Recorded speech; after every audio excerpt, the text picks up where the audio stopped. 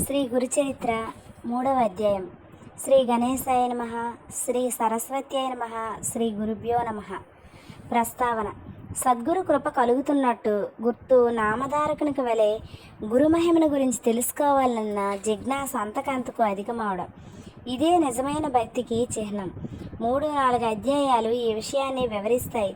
సృష్టి వికాసం కోసం అవతరించిన వారు అత్రి మహర్షి.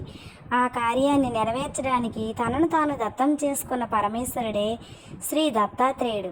అందుకు దోహదకారి అయిన దూర్వాస శాపాన్ని కూడా స్వీకరించాడు. ఆయన త్రిమూర్త్యాత్మకుడైనందువల్ల గురు ధ్యాన శ్లోకం ఆయనకు సంపూర్ణంగా వర్తిస్తుంది. సిద్ధపురుషులందరి రూపంలో మానవాళిని సదా అనుగ్రహించేది ఆయనే. అంటే భగవంతుడే మానవాళికి గురువుగా అవతరించిన దత్తాత్రేయుడు అన్నమాట. అందుకే దత్తావతారాలైన శ్రీపాద వల్లభుడు, నృసింహ సరస్వతి, మాణిక్య ప్రభువు, అక్కల్కోట స్వామి, షిరిడి సాయిబాబా వంటి సద్గురువులకు స్కాంద పురాణాంతర్గతమైన గురుగీతలోని గురుస్థితి శ్లోకాలు యథాతథంగా సరిపోతాయి. అట్టివారిని ముముక్షువులు ఆశ్రయించాలని, తదన్యులను కాదని భగవద్గీతలో శ్రీకృష్ణుడు ఆదేశిస్తారు. ముముక్షువు ఇటువంటి దత్తావతారాల చరిత్రలను, బోధలను శ్రద్ధగా పారాయణ శ్రవణాదులు చేసి శ్రీ దత్తానుగ్రహానికి పాత్రుడవ్వాలి. అప్పుడే తగు రీతిన గురువు అనుగ్రహం ప్రాప్తిస్తుంది. అందుకే సాయినాథుడు తన భక్తుడైన కుశాబావు చేత శ్రీ గురుచరిత్ర 108 సార్లు పారాయణ చేయించారు. ఆ తరువాతనే అతడు పూర్ణ దత్తావతారమైన సాయినాథుని అనుగ్రహానికి పాత్రుడు కాగలిగాడు. కథారంభం. నామధారకుడు నమస్కరించి, ఓ సిద్ధముని, మీరు నా సందేహాలన్నీ తొలగించారు. నాకు గురువు యొక్క యథార్థ తత్వం తెలిసింది. మీకు జయము. ఇంతకు మీ నివాసం ఎక్కడ? మీకు భోజనం ఎలా లభిస్తున్నది అని అడిగాడు. సిద్ధయోగి అతన్ని కౌగలించుకొని ఆశీర్వదించి నవ్వుతూ, నేను ఎప్పుడూ శ్రీగురుని చెంతనే ఉంటాను. శ్రీగురు స్మరణమే నాకు ఆహారం, వారి మహిమయే నాకు అమృతతుల్యమైన పానీయం. శ్రీ గురుచరిత్ర గ్రంథము శ్రవణం చేస్తుంటే భుక్తి ముక్తి శీఘ్రంగా లభిస్తాయి. పరిశుద్ధులై దీనిని 7 రోజుల్లో పారాయణ లేక శ్రవణం చేసిన వారి పాపాలు నశించి సంతానము, ధన ధాన్యాలు, దీర్ఘాయువు, జ్ఞానము ఎవరు కోరినది వారికి లభిస్తుంది. నిష్కాములకు ముక్తినిస్తుంది అని చెప్పి తమ వద్దనున్న గ్రంథం చూపించారు. నామధారకుడు ఎంతో ఆసక్తితో ఆయన పాదాలకు నమస్కరించి, మీరు ఈ గ్రంథం సంగతి చెబుతుంటే నాకు ఎంతో దూరం నడిచి దప్పిక కొన్న వాడికి సాక్షాత్తు అమృతమే పోసినట్లుంది. ఇది వినడం వల్ల నా అజ్ఞానం ఇంకా తొలగిపోగలదు. దీన్ని శ్రవణం చేయాలనిపిస్తున్నది. నా సందేహాలు తొలగించి నాకెంత మేలు చేస్తున్న మీరే నా గురుదేవులు. నన్ను అనుగ్రహించండి అని వేడుకున్నాడు. సిద్ధమును సంతోషించి అభయమిచ్చి అతన్ని చేయి పట్టుకొని వెనక శ్రీగురుడు పావనం చేసిన అశ్వత్థ వృక్షం దగ్గరకు తీసుకుపోయాడు. నామధారకుణ్ణి దాని కింద తమ దగ్గరగా కూర్చోబెట్టుకొని ఇలా చెప్పారు, నాయన, అజ్ఞానం వలన నీకు శ్రీగురుని యందు దృఢమైన భక్తి కుదరలేదు. ఆయనను సందేహించడం వల్లనే నీకిన్ని కష్టాలు వచ్చాయి. సదాచార సంపన్నుడైన గురువును పూర్ణమైన భక్తితో విశ్వసించి సేవించగలవారికే వారి నిజతత్వం అర్థమవుతుంది. అట్టి వారికే కష్టాలు తొలగి అభీష్టాలు నెరవేరుతాయి.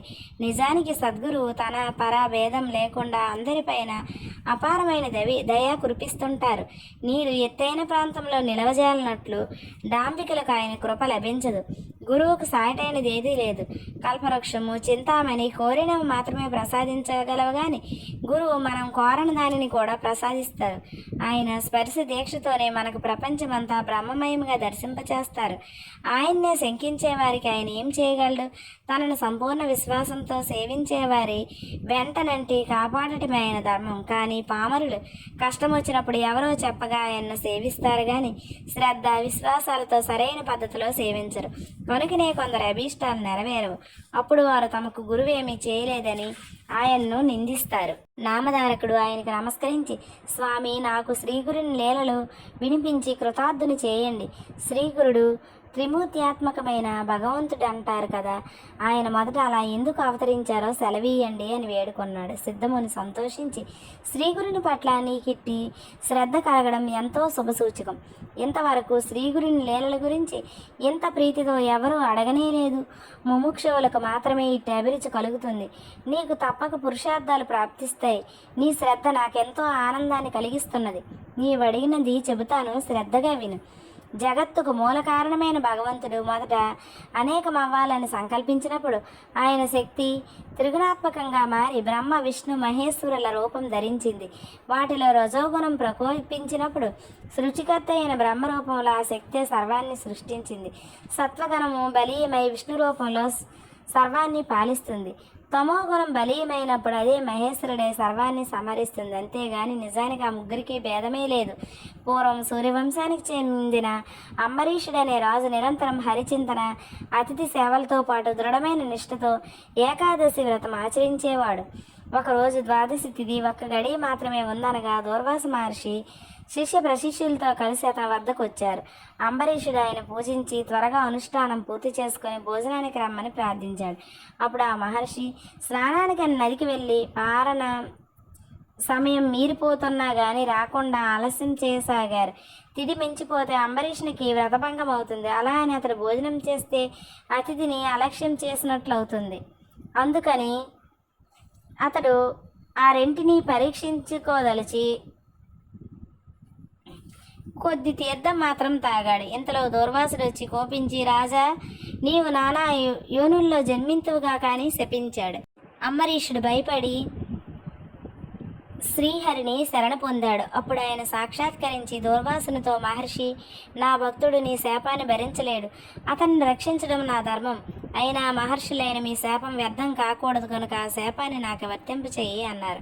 అలాగైనా శ్రీహరి తిరిగి తిరిగి అవతరిస్తూ లోకోపకారం చేయగలని తలసి సంతోషించి, దూర్వాసుడు, విశ్వామిత్ర, మీ గురించి తపస్సు చేస్తున్న యోగులకు ప్రత్యక్ష దర్శనం ఇవ్వడానికి జంతుయోనుల్లో జన్మించిన పాపులను ఉద్ధరించడానికి మీరు భూలోకంలో ఎప్పుడూ అవతరిస్తూ ఉండండి అన్నారు. అందువలన విష్ణువు మత్స్యాది అవతారాలు ఎత్తారు.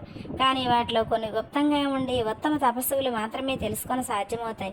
ఇట్టి అవతారాల్లో ఒకటి దత్తాత్రేయుడు. ఈయన అత్రి అనసూయలకు జన్మించాడు. శ్రీ దత్తాయ గురవే నమః. శ్రీ శ్రీపాద వల్లభాయ నమః. శ్రీ నృసింహ సరస్వత్యాయ నమః. 3వ అధ్యాయము సంపూర్ణం.